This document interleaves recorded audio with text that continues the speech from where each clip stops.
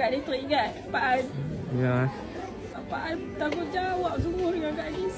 Minta maaf kalau Ada? ada salah silap dah Pak An dah. Tak ada dah.